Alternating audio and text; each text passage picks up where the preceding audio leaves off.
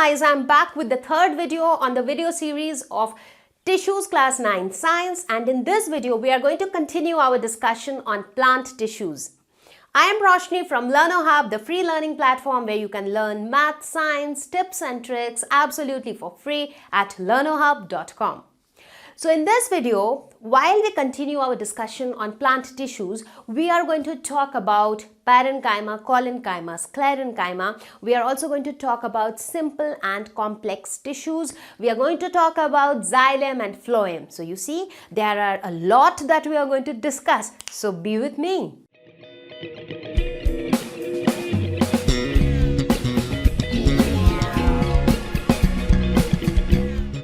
Now see permanent tissue in little more detail. So as I mentioned before, permanent tissues are those tissues which do not have the ability to divide. Right? In one of the previous slides, I explained clearly that when the meristematic cells divide, the new cells which are formed, some of them stay within the meristem, some of them are thrown out away from the meristem. So those cells which are thrown out, they are known as differentiated cells, and those differentiated cells, when they mature, their characteristic changes and they become permanent tissue. So these permanent tissues, now as I said, they do not divide. They do not have the capacity to divide. But still they are present. That means they also perform some specific function. So these permanent tissues have a very specific function to perform. No ability to divide, that is the most important thing which distinguishes these kind of tissues from meristematic tissues. They are termed as permanent tissue as they have permanent shape, size and function, which is very, very important, right? Because when we talk of meristematic tissue, what do we see? Their main function is growth because they divide. Correct? But in case of permanent tissue, they cannot divide. So they cannot help the plant in its growth. But they have got a specific function to perform. And that function, let us suppose, for example, let us take this example. Suppose there are 50 students in your class. Okay? Now you have assigned the function of, say, as I was mentioning that time, the celebration of Teachers' Day, and you have assigned the function, the job of organizing the cultural program to a particular boy named Ram. So Ram has been assigned the job of looking at the cultural activity, and it is his permanent job. That means anytime there is a function at school, maybe it is annual day celebration or Teachers' Day celebration or farewell or whatever it is, his job is always to look after the cultural events which are being organized, right? So that means he has a specific function to perform every time. So similarly, these permanent tissues also have a permanent function. They have a permanent shape and size, and that is why they are known as permanent tissue. Now, process by which cells formed by meristematic tissue become a permanent tissue is known as differentiation. Just now I was mentioning about it, that when they divide, the meristematic cells divide, some of the new cells, they are thrown away from the meristem, right? So those cells are known as differentiated cells, right? And those differentiated cells, those cells are called derivatives. So they are called derivatives, and these derivatives actually, when they mature, they form permanent tissue. Now the process by which these derivatives become permanent tissue, that process is known as differentiation. Correct? So permanent tissue, the origin of permanent tissue is again meristematic tissue only, because meristematic tissue only gives rise to some cells which they throw out of the meristem, and those cells are called derivatives which later become permanent tissue. Correct? Clear? So now let us look at the various types of permanent tissue. So we were talking about a permanent function which a permanent tissue perform. Correct? So let us look at the different types of permanent tissue, and let us also see what are the specific functions performed by each type of permanent tissue. Now broadly, permanent tissue are classified into two types, that is simple permanent tissue and complex permanent tissue. So this is the broad classification. Now again, simple permanent tissue is classified into 4 types, that is Parenchyma, Collenchyma, Sclerenchyma and epidermis. So these are the categories these are the tissues which fall under the category of simple permanent tissue. Similarly, complex permanent tissue is again classified into 2 types, that is Xylem and Phloem. I am sure that at the first time when you hear these names, they sound really weird and you feel that how am I going to remember these names? But as we start learning about each of them, try to understand them, try to correlate their names with their function, with their purpose, so that it becomes easier for you to remember things, right? Because biology has lot to remember. I mean, there are a lot of things which you need to remember in biology, right? So it is always good that you try to correlate the terms with something, either with its structure or with its function, with something you make some resemblance, so that it becomes easier for you to remember things, right? So now I am just telling you the types here. Now in our next slides we will start understanding each of these tissues one by one. So let us start with simple permanent tissue. So what is a simple permanent tissue? As the name says simple, that means it is going to be something simple.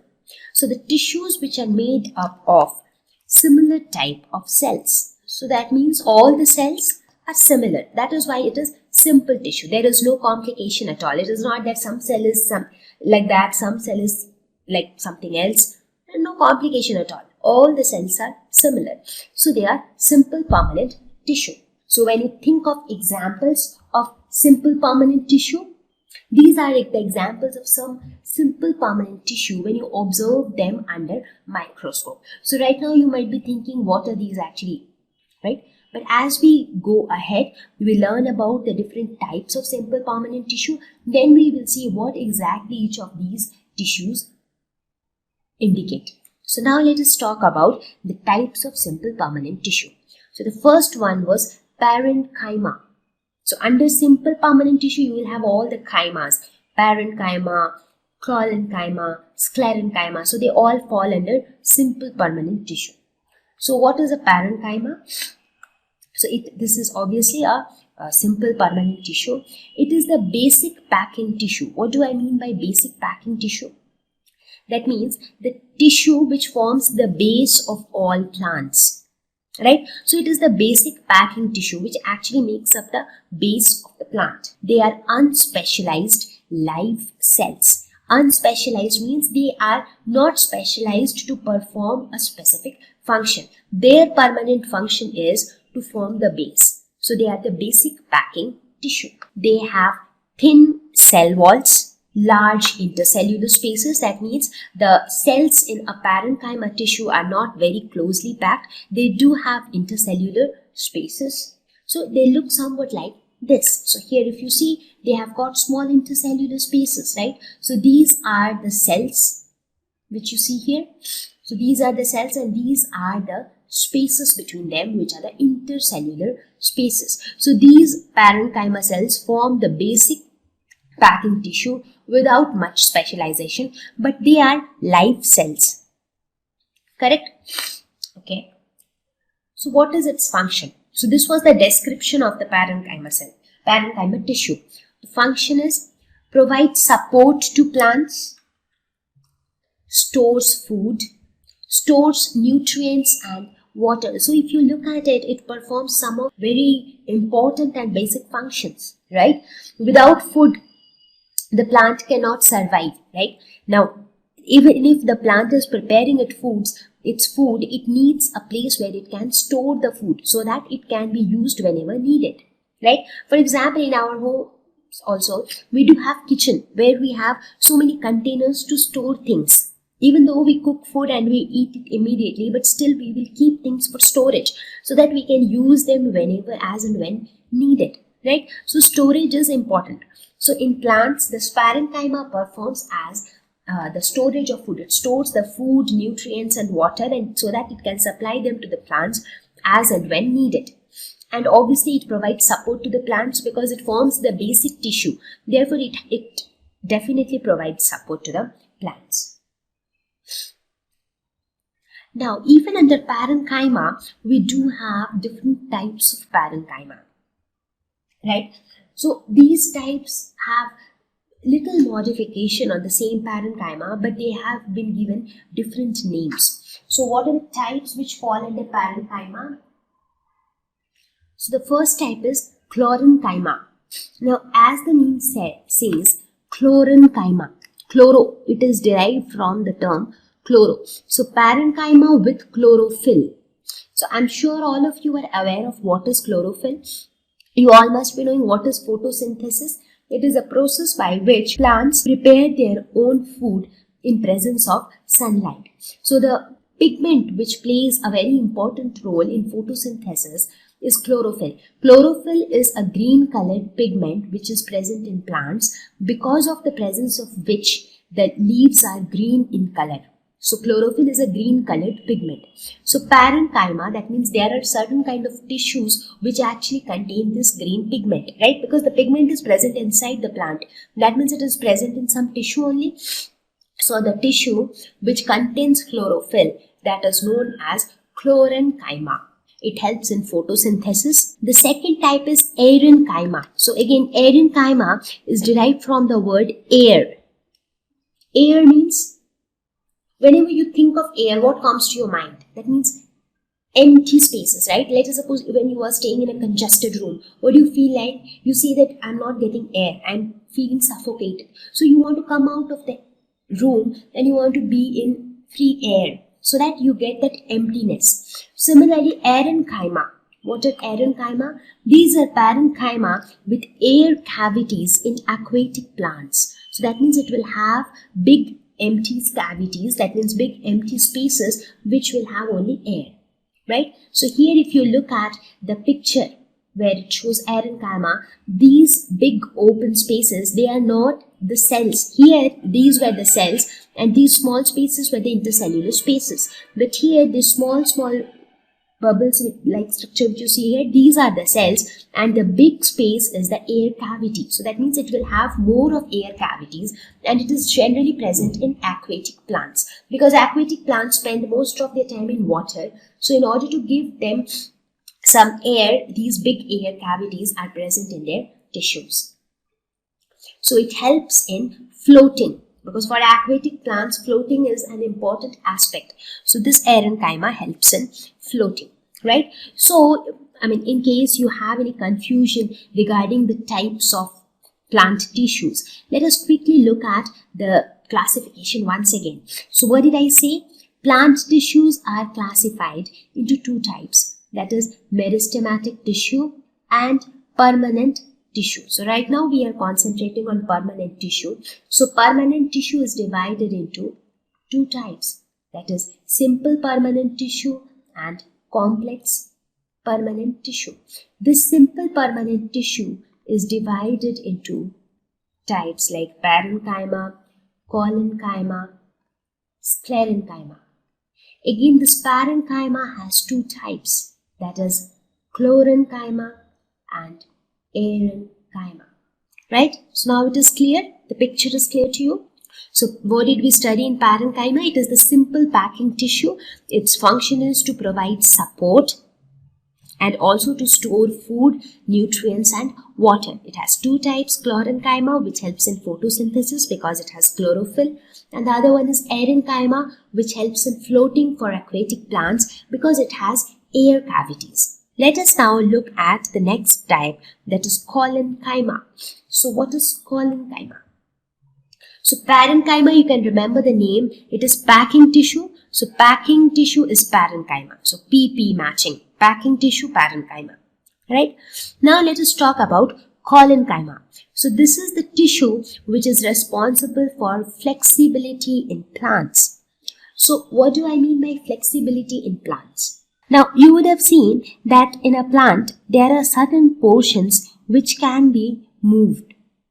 Which has flexibility. For example, some of the bending parts of a plants. For example, the leaf, you can bend the leaf, you can twist and turn the leaf without breaking, unless and until you do not put a lot of force on it, right? Or even for the stem, you can bend it. Even if there is a wind, it can bend without breaking, right? So all these things happen because it has flexibility. Because if it doesn't have flexibility, in that case, it will not bend or it will not twist, right? So the tissue which is responsible for flexibility in plants is Collenchyma. So how does the structure of this tissue look like? So it looks like something like this, where it is a supporting and strengthening tissue. So obviously it provides support because it allows it to bend, but at the same time doesn't break it. So it is a supporting and strengthening tissue. It has elongated leaving cells. So in Parenchyma, the tissue was mainly a packing tissue, right? But here it is supporting and strengthening tissue with elongated leaving cells. Irregularly thickened at corners. So here the cells are thickened at corners. So if you see, these are the cells. This is one cell. So if you see the wall thickenings, this red colored things, they are nothing but the thickenings at the walls. So if you see, their walls are irregularly thickened at corners. Less intercellular spaces. So in this case, if you look at it, the tissues are the cells are quite closely packed to each other. This is one cell, this is one cell, this is one cell, this is one cell. So if you look at it, the 4 cells are quite tightly packed to each other, and there are no spaces left for intercellular spaces, right? So here, these big holes or these white structures, these are nothing but vacuoles, and these are the cell walls. The outer lining, that is the cell wall, this is vacuole, this is a nucleus. So this is a plant cell. So the cells are closely packed, so less intercellular spaces, irregularly thickened at corners. These are elongated leaving cells, supporting and strengthening tissue, and they provide flexibility in plants. So where are they found? They are found in the leaf stalks below epidermis. So what is epidermis? Epidermis is like the skin of the plant, the outer layer of the plant. So if you look at the leaf stalks below the epidermis, that means these leaf stalks. So these are the leaf stalks. So it is present here. It is present in expanded leaves. So even in the leaves, it is present. As I mentioned, you can twist and turn the leaf because the leaf has some flexibility. The stem apex, the tip of the stem, because for the stem also you can, there is a flexibility in the stem, right? But at the same time, if you look at the root, there is not much flexibility in root. So it is not that all parts of the plant have got flexibility. Only the parts where this tissue, that is Collenchyma, which is responsible for flexibility, is present. Only there you can find some flexibility. It allows bending of stems and leaves without breaking. Provides mechanical support. So these are some of the functions. So support is a function which is mostly common to most of the plant tissues because plant needs lots of mechanical support, right? Now other than that, this Collenchyma tissue, it allows the bending of stems and leaves, which in turn shows that it gives some flexibility in plants. So here if you look at this picture which is shown here, this actually displays a Collenchyma tissue. This is how it looks like when it is viewed under a microscope. So if you see, the cells are quite closely packed to each other, not much intercellular spaces between them, right? They are also thickened at the corners. So if you see their corners, they are quite thickened there, right? Okay, so that was all about Collenchyma. So let us now talk about the third type, that is Sclerenchyma. So what is Sclere? So we saw that Parenchyma is the packing tissue. So basic packing is done by Parenchyma. Collenchyma will give the flexibility part. Now let us see, what does a Sclerenchyma do? The tissue which is responsible for stiffness in plants. So first we talked about the basic thing, then we talked about flexibility. Now we are talking about stiffness. That means there are certain portions of the plants which are very hard and very stiff. So those stiffness is caused by this tissue called Sclerenchyma. So they have long, narrow and dead cells. Now why do they have dead cells? Because they are only for stiffness. So they do not need much of the nutrients or much of the food. So they just want dead cells which should provide good support so that it can provide stiffness. Thickened cell walls made of cellulose. So now here you want even stronger cells. So the cell walls should be very thick, right? In case of Collenchyma also, the cell walls were little bit thickened because there also you wanted to provide some support to the plants, right? So the more stiffness you want, the stronger the cell walls should be. So here the cell walls are thickened and they are made up of cellulose. So the thickened cell walls made up of cellulose is impregnated with lignin. So what is lignin? Now lignin is a chemical substance which acts like cement and hardens the cell walls. So that's what I was telling, right? That if it is for stiffness, so the more stiffness you want, the cells should be more well protected. So that means the cell walls should be more hard. Now, in order to make the cell walls rough and tough, to harden the cells, what is done? It is added with a chemical called lignin. So, lignin is the chemical substance which will make the cell walls hard, right? Even the name Sclerenchyma is derived from the word sclerose. The word sclerose means hard. So, that is how you can remember Sclerenchyma. Parenchyma, how will you remember? Packing tissue parenchyma. Right? Similarly, for Sclerenchyma, the word sclerose it means hard. So Sclerenchyma is for providing hardness and stiffness in plants. Now, these Sclerenchyma cells, when they are young, they are living, but by the time they get matured, they become dead cells. So initially, as I mentioned here, that they are dead cells because on maturity they are dead cells. But initially, when they are young, they are also living cells. Now, simple pits are present in the thickened cell. So, the cell walls which are thickened with lignin, they have simple pits. What are simple pits? They are nothing but canal-like structure which helps in transportation. So, if you look at this figure, you will understand what are simple pits. So, here if you see, these are the cells and these are this pink colored structure. They are the cell walls, the thick cell walls, thick and hard cell walls. Now, even in the cell walls, if you see, there is a small gap kind of a thing, right? So, it is a small canal-like structure. So, these structures are known as simple pits and they help in the transportation of materials from one cell to another. So, it basically helps in the communication between two cells. Right? So no intercellular spaces because they are closely packed with each other. Again, here also we have two types of Sclerenchyma cells. So what are the two types of cells? Sclerids and fibres. So these are not the types of Sclerenchyma tissue. The Sclerenchyma tissue is again made up of cells, right? So it is made up of two types of cells. One is called sclerids and the other one is called fibres. So these two kind of cells actually make the Sclerenchyma tissue, right? So I hope you are clear with what is Sclerenchyma. So now the question is, where are they found? Now, if they provide stiffness, where exactly do we see such stiff things in plants? They are found in the hard covering of seeds and nuts. If you think of these kind of seeds like the coconut, so you see the outer covering of the coconut, how hard it is, right? Similarly, if you look at this dry fruits, there are certain dry fruits which have got very hard covering, right? This one, we call them as akhrot, right? So these kind of dry fruits, their covering also is very hard, or even the nuts. So they have hard covering. So it is present in the hard covering of seeds and nuts, in the veins of the leaves. So if you look at a leaf, the veins which you have, they are quite hard.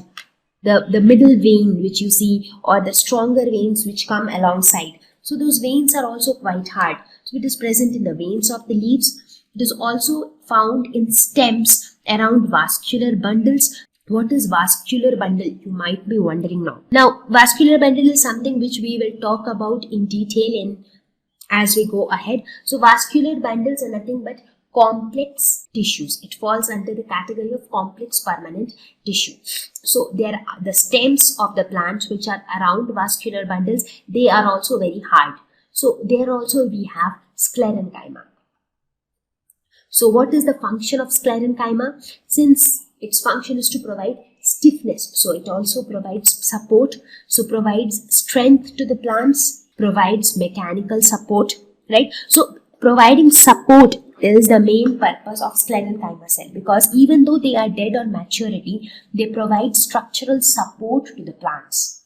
Correct? So now we have finished our discussion on all the types of simple permanent tissue, that is Parenchyma, Collenchyma and Sclerenchyma. So let us have a quick comparison between the three types of simple permanent tissue, that is Parenchyma, Collenchyma and Sclerenchyma. Now when we talk about cells, so the cells in Parenchyma is living, cells in Collenchyma is also living, but in Sclerenchyma the cells are living when they are young but they become dead on maturity. Next is intercellular spaces. In case of Parenchyma, it is quite noticeable intercellular spaces. In Collenchyma, it is lesser and it is absent totally in case of Sclerenchyma. Because see, the more the intercellular space, the lesser is the stiffness, right? Let us suppose if you have a box. If in that box you put 10 balls inside that box, such even though the box can carry 20, but you put 10 balls inside it, what will happen? When you move that box, the balls will keep moving here and there. So there will be a lot of empty space, and because of which it will be loosely packed. So the things will move here and there. So the stiffness will be less. Right? But if they are very closely packed, let us suppose if it can contain 20 balls and you have somehow entered 21 balls, now it will be like total compact and hard. The balls will not be able to move here and there, right? So the same thing happens here. In Parenchyma, we have lot of intercellular spaces. That is why it is not that stiff and hard. But in case of Sclerenchyma, there is no intercellular spaces at all, and that is why they are compact, hard and rigid. Now let us look at the cell wall. In case of Parenchyma, it is thin. In Collenchyma, it is irregularly thickened at corners, and in Sclerenchyma, it is thickened with lignin. So here also, if you see, the thickness is increasing, because the greater the thickness of the cell wall, the more rigid or the more hard the tissue is. Function. When I talk of Parenchyma, it is the packing tissue. It helps in photosynthesis in leaves and storage of food. Which kind of Parenchyma helps in photosynthesis? The Parenchyma with chlorophyll, that is called Chlorenchyma, right? What is the function of Sclerenchyma? It provides flexibility, because of which bending of stems or bending of leaves is possible. And Sclerenchyma, the purpose is stiffness, support and protection, because they are so strong and hard that they can provide stiffness. At the same time, they can protect the plant also, right? So with this, I think we will end our discussion on simple permanent tissue. So what did we see in simple permanent tissue? They are all made up of similar type of cells. But in case of complex permanent tissue, the tissues are made up of many types of cells. So all the cells which constitute the tissue are not of similar structure. They all have different structure and different appearance. In this, the cells coordinate to perform a specific function. So even though the cells are of different types, but they coordinate with each other to achieve a common goal. So let us look at the examples of permanent tissue. The most common types of permanent tissue are xylem and phloem in plants.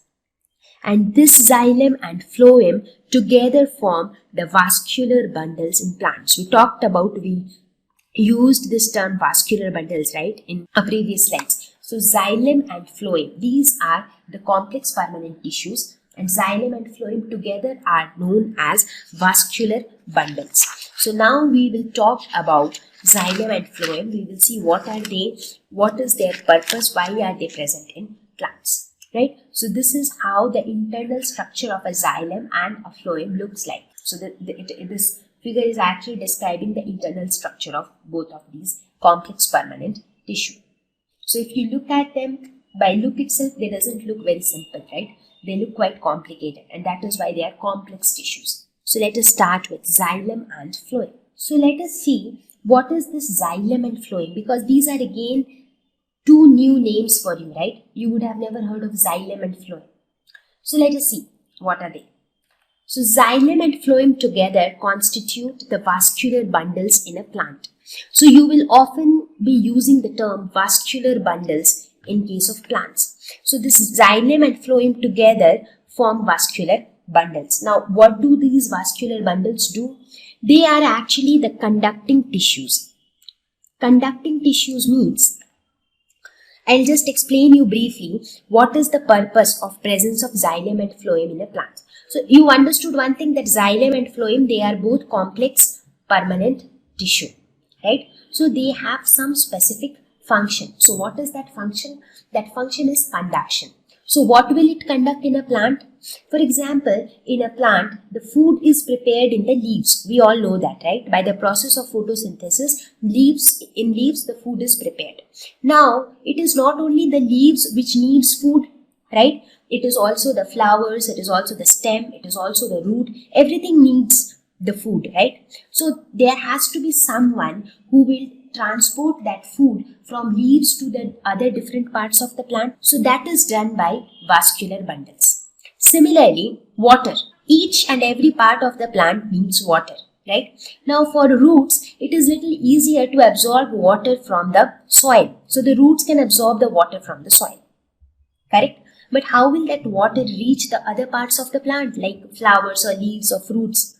So again, that is done by conduction. So that is again done by vascular bundles. So the purpose of vascular bundles, or the purpose of xylem and phloem, is conduction. They conduct food, water and nutrients to different parts of the plants. So that is the purpose of the conducting tissues, right? So now we will study xylem and phloem separately, and we will see what exactly is the function of xylem, what exactly is the function of phloem, right? So right now we will not talk about vascular bundles in much detail, because as per your 9th grade syllabus, you should know what are these things, but we are not going into the in-depth structural detail of each of these tissues. So that we will do when we will go to higher classes, right? So for now, we will start our discussion on xylem.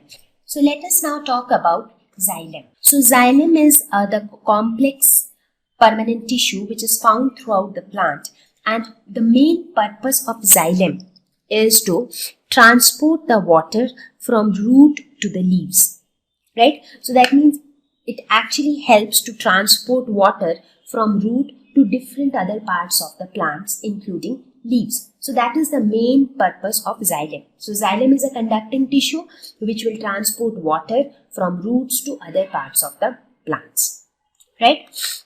So with this, let us try to see what is actually xylem and how does the structure of a xylem look like.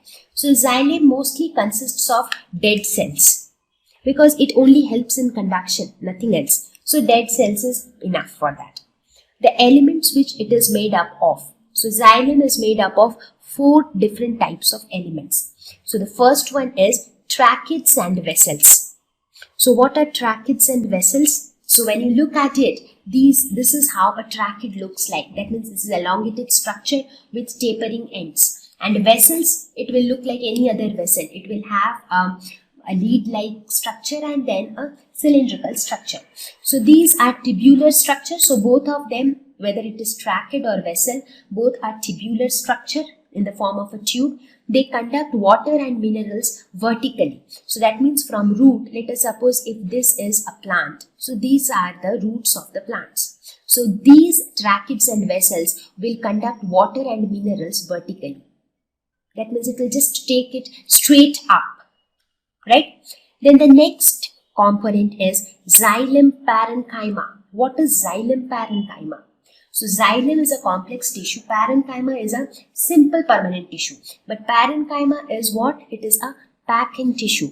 And what is the purpose of parenchyma?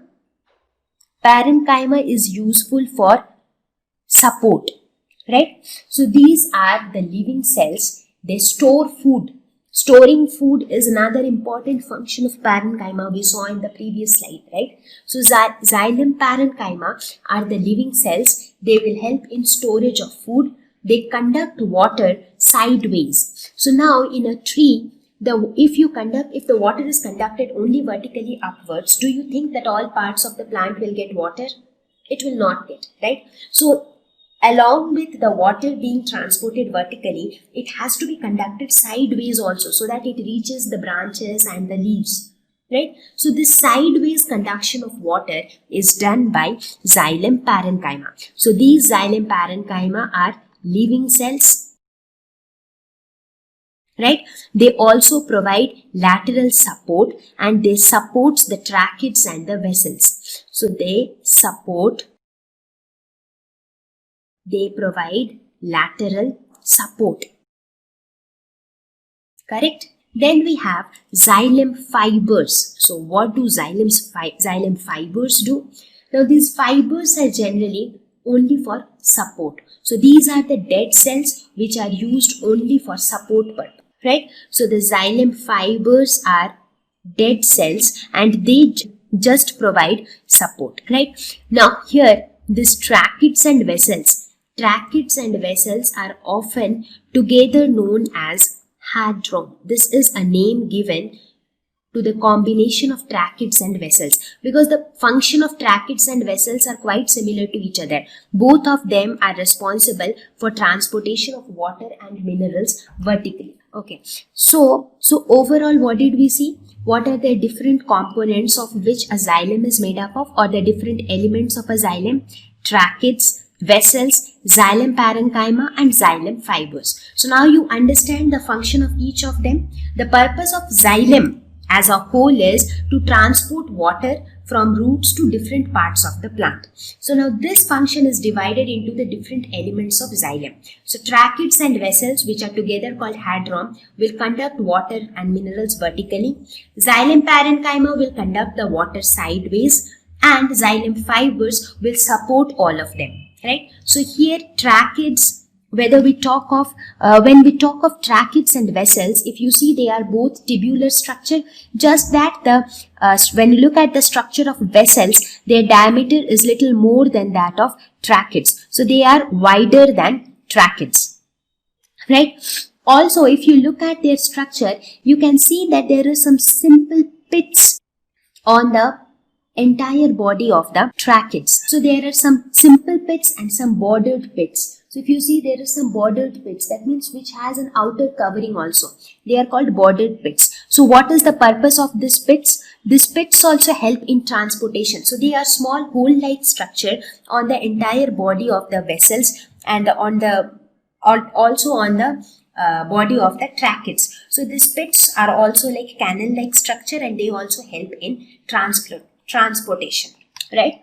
So here you can also look at the structure of the xylem parenchyma. So xylem parenchyma, again, we know about parenchyma. How are they? They are like the cells which are arranged closely to each other, very small intercellular space. They have got cytoplasm, they have got their nucleus. So this is how the xylem parenchyma looks like.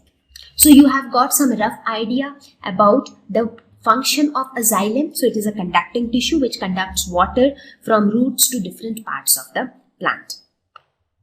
Now let us talk about phloem. Okay, now before that, let us talk about the main significance of xylem. What is the significance of xylem? There are two significance of xylem. So when I talk of significance, the first significance is transport or conduction, whatever you call it. And the second significance is the annual rings which we generally see in the bark of a tree. They help us to tell us age of the tree, right?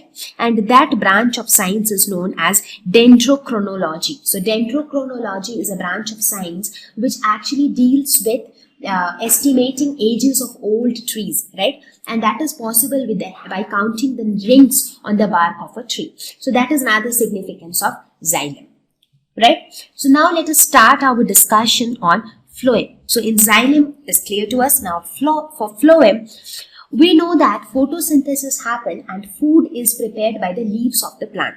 So now food is stored in the leaves in the form of glucose, right? So now this glucose is converted into sucrose, and the sucrose is transported from leaves to other parts of the plant by phloem. So what is the purpose of phloem? So phloem will transport food from leaves to other parts of the plant.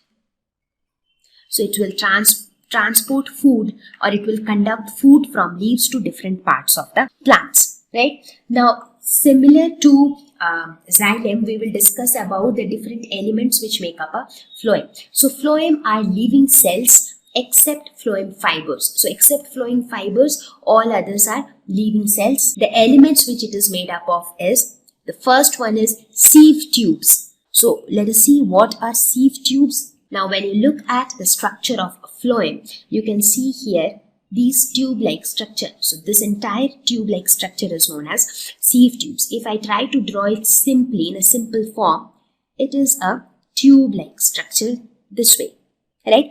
So these sieve tubes help in the transportation. Now, how are they arranged in a phloem? A series of sieve tube elements are joined end to end. So if you see, there are many sieve tube elements which will be joined end to end, and that is how the phloem will be formed. So it helps in transportation of food from one cell to another. So here if you see, there will be small perforations. So this is the sieve tube, and this lead is known as the sieve plate. So here also if you see, this is the sieve tube and this is the sieve plate. So you can imagine it like a cylindrical container with a lead. So that cylindrical container is the sieve tube and the lead is the sieve plate. Now that lead will have many small holes in it. So those holes are the perforations. So here also if you see, the sieve plate will have small holes, and these holes will help in transportation of food from one cell to another. Okay. The next one is companion cells. So what are companion cells? Companion, the word companion means friend, somebody who accompanies you, right? That is known as companion. So companion cells are friends of sieve tubes. Okay, so companion cells are connected to sieve tubes. If you look at it, this is the sieve tube with the sieve plate, right? Now connected to the sieve tube is the companion cells. So if you see here, this cell, these are the companion cells. So these are specialized parenchyma cells. So when I talk of companion cells, they are specialized parenchyma cells. They are elongated, as you can see here. They are elongated. They are thin-walled. They have got thin wall-like structure. So they are thin-walled.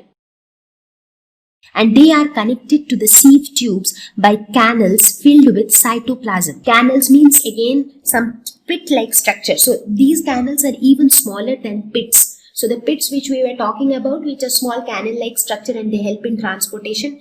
So similarly here also you have structures which are even smaller than pits. They actually connect the companion cells with the sieve tube. So this is the sieve tube, this is the companion cell. So here you will have some small structures which will actually connect the two, right? And those small canals are filled with cytoplasm. Clear, right? Now sieve tubes and companion cells together form the conductive element of phloem. Because in phloem also the main function is conduction. It has to conduct the food from leaves to different parts of the plant. So the conduction is the main function, and that conduction is done by sieve tubes plus companion cells. So we can say that sieve tubes plus companion cells form the conductive element of phloem. So it is in a very similar manner as in case of xylem. Who was the conductive element? In xylem, tracheids and vessels together form the conductive element. Similarly in phloem, sieve tubes and companion cells together form the conductive element. So the companion cells also regulates the metabolic activities of sieve tube elements. So that is why they are known as companions of sieve tubes.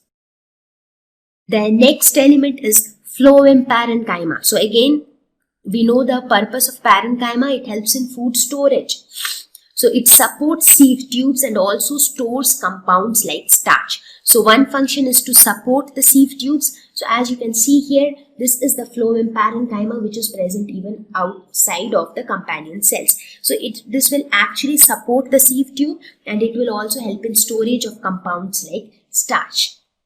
And then the last one, that is phloem fibers. So fibers, as you all know, these are the dead cells and they gave mechanical strength. So even in xylem, you had the xylem fibers which were dead cells and which gave mechanical support, right? Okay, so now what do we see? Except fibers, all other elements of phloem are living, whether it is sieve tubes or companion cells or phloem parenchyma, they are all living cells, right? Now, as far as conduction in phloem is concerned, who do you think plays a very important role? Fibers is only for support. Parenchyma is also to some extent for support and for storage. Companion cells are actually accompanies or helps sieve tubes in conduction. So sieve tubes are the main person who are involved in conduction. Now in sieve tubes also, the perforated plates which are present, so these perforated plates, they actually make the pathway and connects other sieve tubes. So these perforated plates play a very important role in phloem. Right? So now you understand what is xylem, what is phloem, what is the purpose of the presence of xylem and phloem in a plant. So xylem and phloem together constitute the vascular bundle, and vascular bundles are responsible for conduction of water, minerals and food to different parts of the plants. Right? So I hope that I have been able to explain you the plant tissues. Right, because now we have come to the end of our discussion on plant tissues. So in plant tissues, what all did we discuss? We discussed the purpose of presence of tissue in a plant. The main purpose is support, right? Another purpose is conduction of nutrients, minerals, water and food materials to different parts of the plant. We talked about the types of tissue wherein we discussed the meristematic tissue and permanent tissue. Meristematic tissue which helps in plant growth, permanent tissue which helps in other activities like supporting the plant, giving it mechanical support, mechanical strength, helping in conduction of minerals and nutrients. And then we have discussed about all the different types and subtypes of plant tissues. So I hope this video would have helped you to understand plant tissues. So now let us quickly talk about a comparison between xylem and phloem. So when I talk of xylem, xylem gives unidirectional support, that unidirectional transport. That means the transport of water takes place only from root towards the upward direction, right? That means the transport of water does not take place from stem to the root. It always happens from root upwards, right? So it is unidirectional. Whereas in case of phloem, it is a bidirectional transport. That means the food is transferred from leaves to the roots. That means it comes from up to down. Also some leaves which are present in the bottom. So from those leaves, it also goes to the upper stems, right? So that means it comes both ways. It goes upwards, it comes downwards, right? So in phloem, the transport is bidirectional. Next, xylem transport water and minerals from roots to aerial plant parts. Aerial means the plant parts which are above, right? In phloem, it transports food and nutrients from leaves to different plant parts, right? Okay. Xylem, dead tissues at maturity. So when young, they are all living, but by the time the xylem tissues mature, they become dead. In phloem, they are living tissues, except the phloem fibers. Except phloem fibers, all other phloem tissues are living. Xylem occurs at center of the vascular bundle. Phloem occurs on outside of the vascular bundle.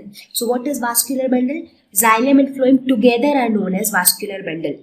So in that vascular bundle, xylem occurs at the center and phloem surrounds the xylem. So if you look at this picture which is shown here, you will have an understanding of where xylem lies and where phloem lies. So if you see, it is a cross section of this tree.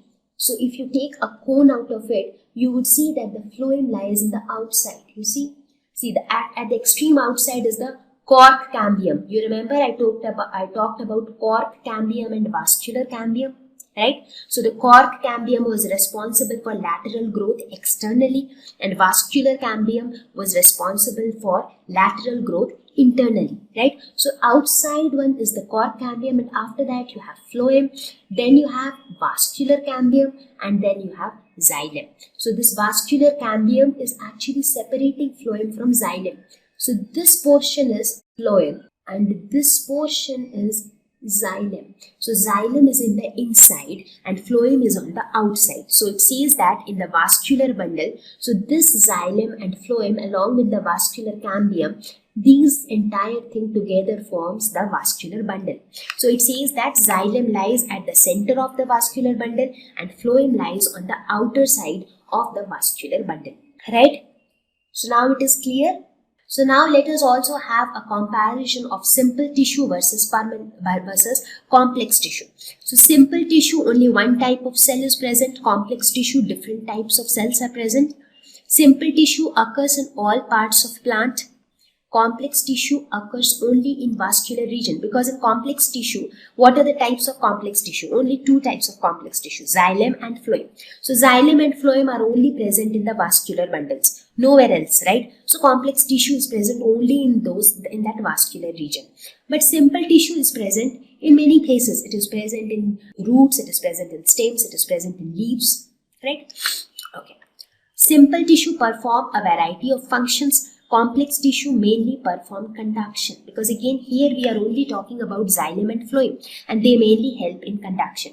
But when we are talking about simple tissue, we are talking about so many different tissues. For example, parenchyma, which helps in photosynthesis, which also helps in floating for aquatic plants. It also forms the packing tissue. Again, when we talk of Chlorenchyma, Collenchyma, it gives flexibility to the plant. Sclerenchyma, which gives stiffness to the plants. So they perform many different types of functions. But when we talk of complex tissue, that is xylem and phloem, they are mainly involved in conduction. So these are some of the differences between a simple tissue and a complex tissue.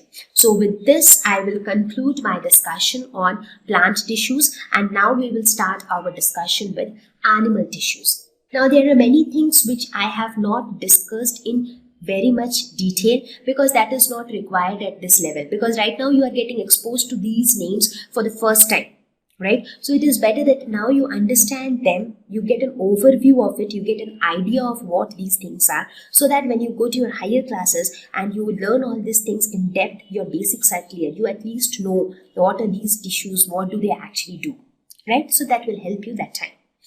So children, did you find the video useful? If yes, do not forget to share it with your friends so that they can also benefit out of this video. And I will meet you all very soon with a new video, with a new topic. Till then, take care. Bye-bye.